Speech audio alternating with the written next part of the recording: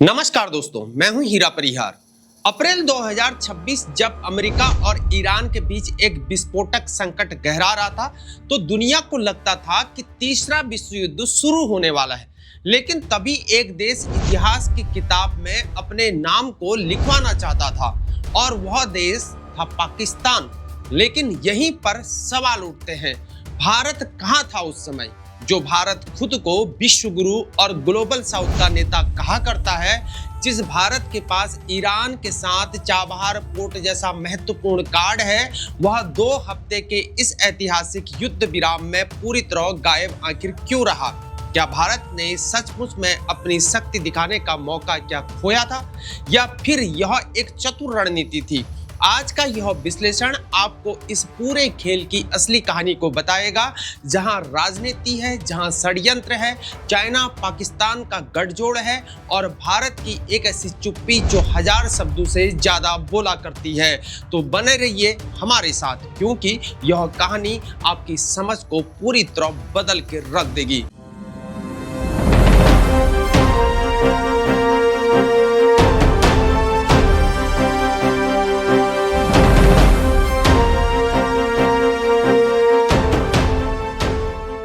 दोस्तों, अप्रैल 2026 middle east में कोई शांत महीना नहीं रहा है। अमेरिका के तहत ट्रंप प्रशासन ईरान पर अपने सैन्य दबाव को बढ़ाते हुए जा रहा है।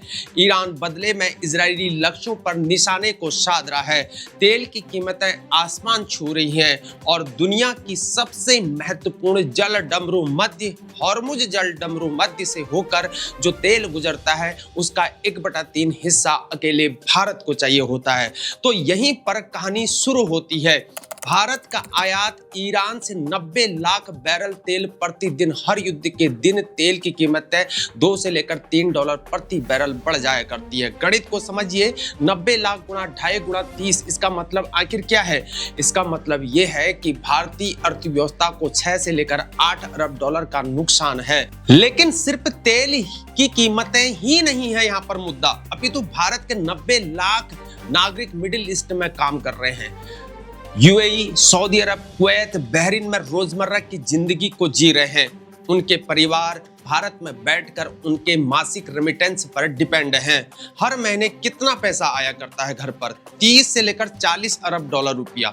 अब सोचिए, अगर युद्ध फिर से शुरू हो जाता है यहाँ पर, तो हवाई अड्डे बंद होने का खतरा रहेगा, बैंकिंग सिस्टम ठप पड़ने का खतरा रहेगा, रेमिटेंस का रुकने का खतरा रहेगा, भारतीय रुपये की कीमत गिरने का खतरा रहेगा। यानी भारत के लिए यह सिर्फ राजनीति नहीं है, यह सर्वाइवल का सवाल है। अब सवाल यह है कि भारत मध्यस्थ आखिर क्यों नहीं बना है? भारत के विदेश मंत्री एस जयशंकर ने साफ कहा था कि भारत कोई यहाँ पर ब्रोकर नेशन नहीं है। लेकिन क्यों? रीजन नंबर 1, कश्मीर का हथियार हाथ से न निकल जाए। भारत हमेशा कहता आया है कि कश्मीर एक द्विपक्षीय मुद्दा है, किसी तीसरे देश को उसमें दखल नहीं देने देंगे।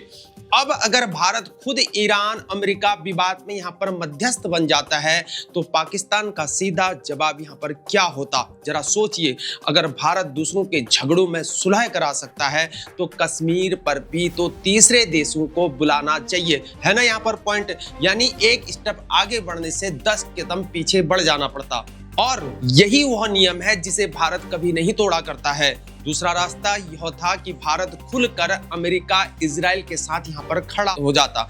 लेकिन अगर भारत ऐसा यहाँ पर करता, तो चाबहार हम खो जाते और ईरान भारत को वहां से सीधे निकाल देता और ऊर्जा का संकट फिर से आता है। ऐसे में तेल की आपूर्ति बंद हो जाती और INSTC का गलियारा, जो मध्य एशिया तक का रास्ता है, वो भी बंद हो जाता आने वाले समय में। अगर रशिया से दूरी करते, तो रूस भी भारत से यहाँ पर नाराज हो सकता था। तो भारत ने यहाँ पर आखिर क्या किया? न अमेरिका का यहाँ पर साथ दिया, न ईरान को यहाँ पर अकेला छोड़ा है, और यही शक्ति का यहाँ पर असली प्रदर्शन है। यहाँ पर बहुत अहम सवाल है, अमेरिका ने पाकिस्तान को इस अहम दूत की भूमिका आखिर क्यों दी, जो पाकिस्तान फिर से यहाँ पर फिसड्डी ही रहा है? और जवाब में हम पाते हैं कि ट्रंप और आसिम मुनीर का वह रिश्ता जो कोई नहीं जानता था। ट्रंप ने सार्वजनिक रूप से जनरल आसिम मुनीर को अपना यहाँ पर क्या कहा था, याद करिए जरा, फेवरेट फील्ड मार्शल कहा था। पिछले 1 साल में उनकी 3 निजी मुलाकातें हुई थी और हर बार मुनीर ने ट्रंप को एक ही बात बार बार समझाई कि ईरान की जमीनी स्थिति को हम सबसे बेहतर समझा करते हैं, हम वो कर सकते हैं जो कोई और कर ही नहीं सकता है। लेकिन इस मुनीर ने पूरा वहां पर रायता फैला के रख दिया। यानी यह कूटनीति नहीं थी, यह पर्सनल रिलेशनशिप थी। अब जरा भूगोल का खेल यहाँ पर समझिए, वो शुरू होता है। पाकिस्तान और ईरान के बीच 900 किलोमीटर की सीमा है, सांस्कृतिक रिश्ते हैं, धार्मिक समानता है, खासतौर पर बलूच क्षेत्र में आती हैं। लेकिन यहाँ एक बहुत महत्वपूर्ण बात हुआ करती है कि पाकिस्तान के पास कोई अमेरिकी मिलिट्री बेस यहाँ पर नहीं है। तो ईरान को यहाँ पर क्या लगता है, अरे यह पाकिस्तान तो तटस्थ है, सऊदी अरब या यूएई की तरह अमेरिका का यहाँ पर पिछलग्गू नहीं है। यानी भूगोल ने पाकिस्तान को यहाँ पर भरोसेमंद मध्यस्थ का दर्जा दे दिया था और यही कारण था कि ईरान ने पाकिस्तान की बात यहाँ पर सुनी थी। लेकिन पाकिस्तान ने सिर्फ यहाँ पर भूगोल पर भरोसा नहीं किया, उसने ट्रंप को भी यहाँ पर वुइंग मतलब होता है उसको लुभाया, कोर्टशिप करना शुरू कर दिया था।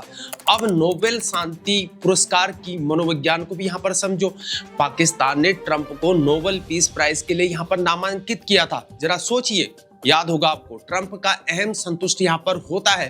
ट्रंप अब पाकिस्तान को कर्जदार महसूस करता है। अब क्रिप्टो करेंसी और मिनरल्स की सलामी को समझिए, पाकिस्तान ने ट्रंप के करीबी लोगों के साथ क्रिप्टो डील किए थे, क्रिटिकल मिनरल्स के बिजनेस पार्टनरशिप यहाँ पर शुरू किए। यानी कि हम तुम्हारे पैसे बनाने में मदद को करेंगे, सिंपल सा फंडा है। और पाकिस्तान के पास यहाँ पर अर्थव्यवस्था ऑलरेडी नहीं है, लेकिन उसके पास अमेरिका के ख्वाबों को बेचने का कौशल भी तो है। अब तक आपको लगता होगा कि यह सिर्फ यहाँ पर पाकिस्तान, अमेरिका, ईरान का यहाँ पर खेल है, लेकिन नहीं, ऐसा नहीं है। इसके पीछे एक तीसरी ताकत भी छिपी हुई है, वो है चाइना। चाइना ने ईरान के साथ अगस्त 2021 में एक 25 साल का रणनीतिक समझौता किया था। जरा याद करिए, ईरान चाइना के लिए ऊर्जा के सबसे बड़े स्रोतों में से एक हुआ करता है। तो अगर अमेरिका ईरान के बीच यहाँ पर जंग चलती रहती है तो तेल की कीमतें यहाँ पर बढ़ेंगी डेफिनेटली, चाइना का आयात खर्च बढ़ेगा डेफिनेटली, चीन की अर्थव्यवस्था को भी नुकसान होगा यहाँ पर। तो चाइना ने यहाँ पर क्या किया, उसने पाकिस्तान को अग्रिम सेनानी यहाँ पर बना के रख दिया।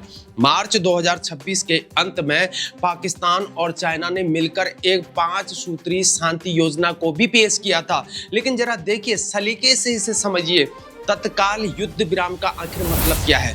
चाइना का तेल आपूर्ति सुरक्षित रहे और हॉर्मुज जल भूमध्य में सुरक्षा का मतलब क्या है? चाइना को भारत में लाभ न हो। अंतर्राष्ट्रीय मध्यस्थता का मतलब क्या है? चाइना खुद अमेरिका से दूर रहे, यानी कि चाइना ने पर्दे के पीछे से सब कुछ नियंत्रित किया हुआ है। लेकिन बातचीत सफल न होने के कारण ये भी मामला और आगे लटक चुका है। लेकिन यहाँ एक बहुत ही मजेदार ट्विस्ट भी है कि चाइना ने पाकिस्तान को सपोर्ट किया हुआ है, लेकिन पूरे दिल से नहीं किया हुआ है। क्यों? क्योंकि चाइना को ट्रंप मुनीर के बीच बढ़ती नजदीकी से डर भी तो लगता है, क्योंकि पाकिस्तान अमेरिका का दाहिना हाथ बन सकता है। ये चाइना के लिए शंघाई को धमकी देने जैसा है। पाकिस्तान में सीपेक मतलब होता है चाइना पाकिस्तान इकोनॉमिक कॉरिडोर में चाइना का सबसे बड़ा यहाँ पर निवेश भी तो है। अगर पाकिस्तान अमेरिका की ओर झुक गया तो सीपेक पर सवाल भी खड़े हो जाएंगे। और अफगानिस्तान में अस्थिरता का मतलब क्या है, ये भी समझिए। पाकिस्तान अफगानिस्तान में सैन्य कार्रवाइयों के लिए जाना जाता है और चाइना को बेल्ट एंड रोड इनिशिएटिव, जिसे शॉर्ट में BRI कहते हैं, उसकी चिंता है। वह अस्थिरता का मतलब क्या है? उसका मतलब है कि चीन का निवेश खतरे में है। तो चाइना ने पाकिस्तान को समर्थन किया, लेकिन आधे दिल से किया हुआ है। यह ऐसा है कि आप किसी को आगे बढ़ने के लिए कह रहे हो, लेकिन साथ में उसकी पकड़ के कसे हुए भी हो। अब हम आते हैं असली सवाल पर। यहाँ पर आखिर भारत यहाँ पर क्यों चुप रहा? और इसका सीधा सा जवाब है चाबहार का पोर्ट। चाबहार भारत के लिए आखिर क्या है? यह भारत का ईरान गेटवे है। यहाँ से भारत अफगानिस्तान तक पहुँचता है, मिडिल ईस्ट में इंटर करता है, चाइना को यहाँ पर बैलेंस करता है। लेकिन यहाँ पर एक समस्या है, वो है अमेरिकी प्रतिबंध, यानी कि सैंक्शंस लगे हुए हैं।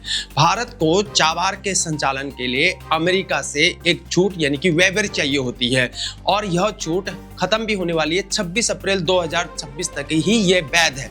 तो भारत ने यहाँ पर क्या किया हुआ है? उसने चाबार पर काम नहीं बंद किया हुआ है, लेकिन इसको धीमा कर दिया है, यानी कि ऑपरेशनल हाइबरनेशन कर दिया है। मतलब इसको संचालन सुप्त व्यवस्था में रखा है। इसका मतलब है कि जब कोई सिस्टम, मशीनरी या प्रोग्राम काम तो यहाँ पर नहीं कर रहा होता है, लेकिन वह पूरी तरह से यहाँ पर बंद भी नहीं होता है, यानी कि शट डाउन नहीं होता है। यह ऊर्जा बचाने और तेजी से काम शुरू करने के लिए की जाती है।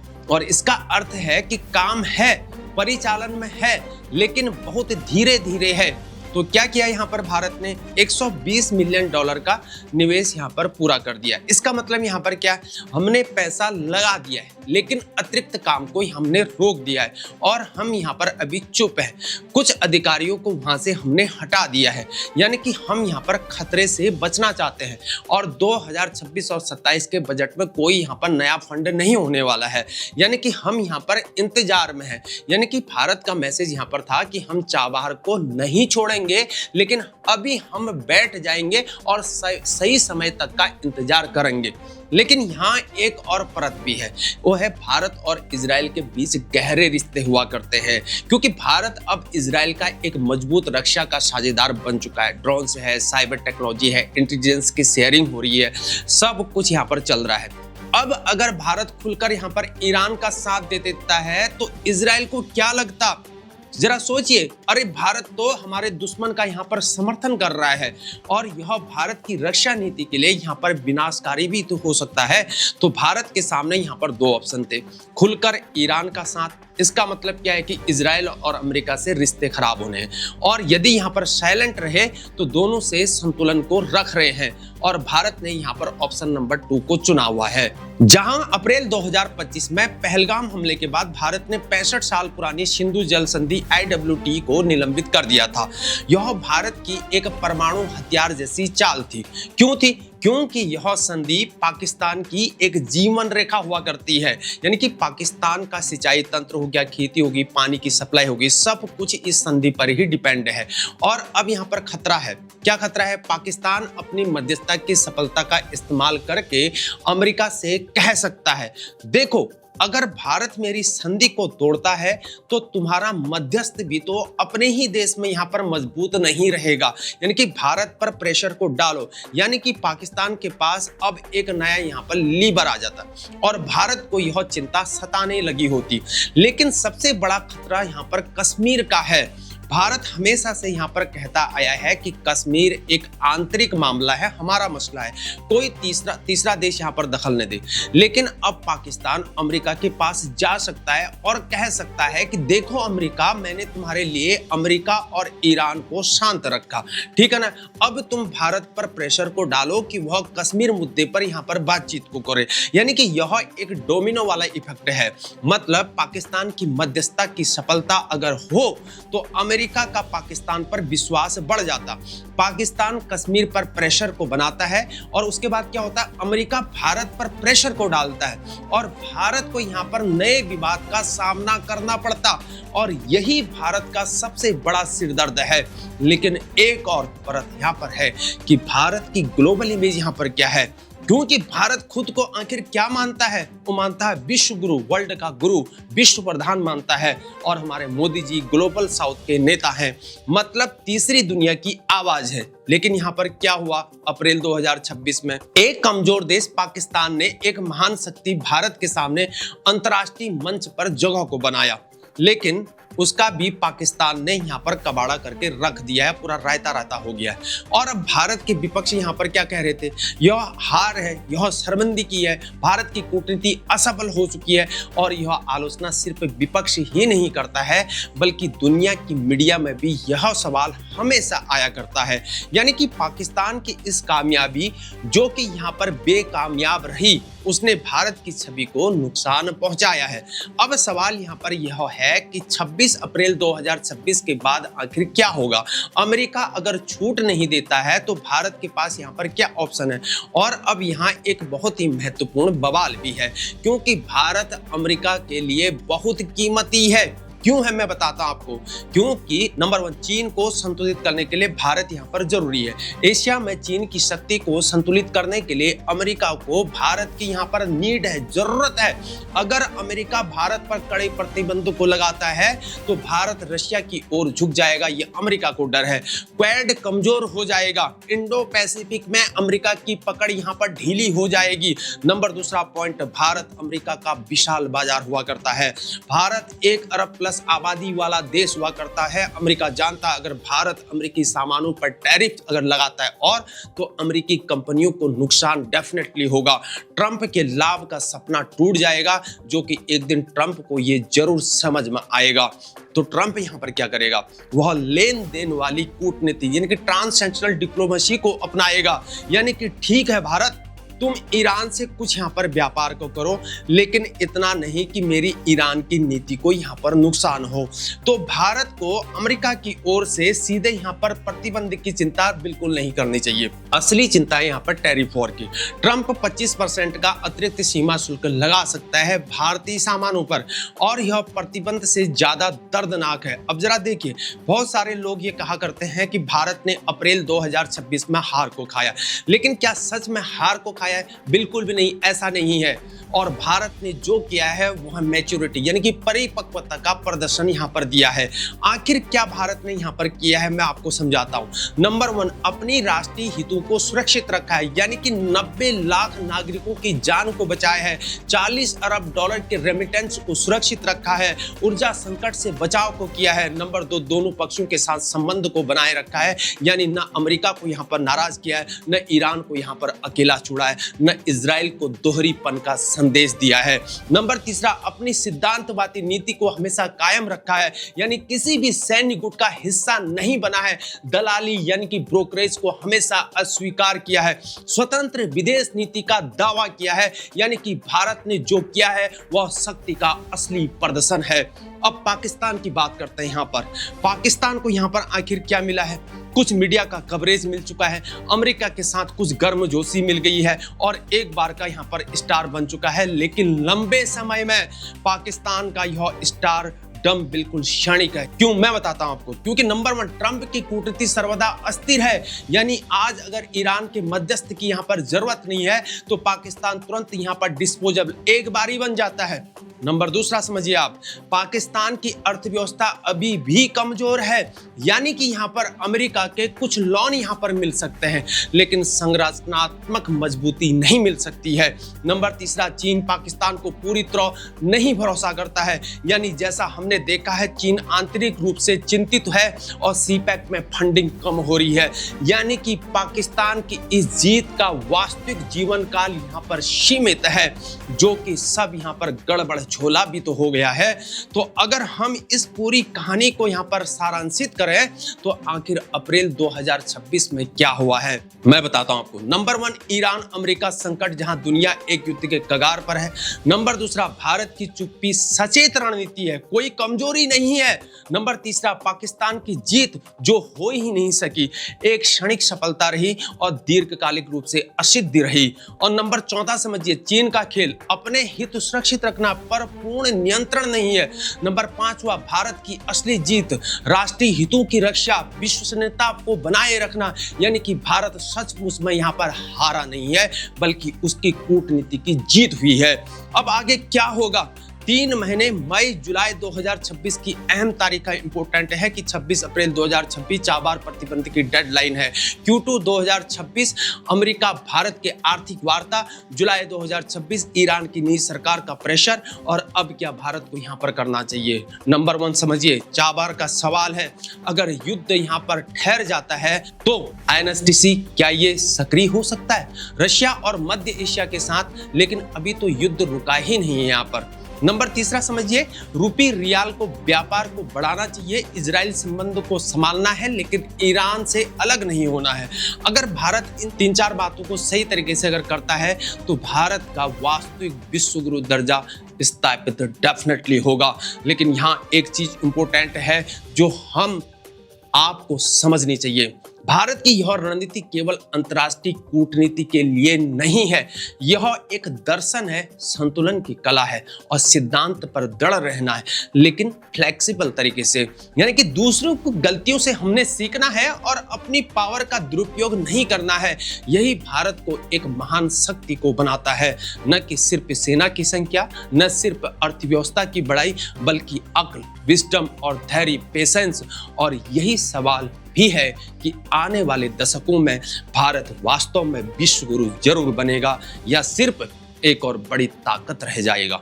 मेरे दोस्तों, अगर आपको यह एनालिसिस हमारा पसंद आया है तो इसे लाइक करिए और इसे शेयर करिए और अपने दोस्तों के साथ करिए, और प्लीज हमारे चैनल को सब्सक्राइब करना मत भूलिए। कमेंट्स करें आपको क्या लगता है कि क्या भारत की यह रणनीति सही थी या गलत थी, और हाँ, प्लीज नोटिफिकेशन बेल को जरूर चालू करें, क्योंकि भविष्य के 3 महीनों में चाबार, कश्मीर और अमेरिका भारत संबंधों में कई बड़े बदलाव आने वाले हैं। तो मिलते हैं नेक्स्ट वीडियो में। Stay informed, stay empowered and stay Bharati. जय हिंद, भारत माता की जय।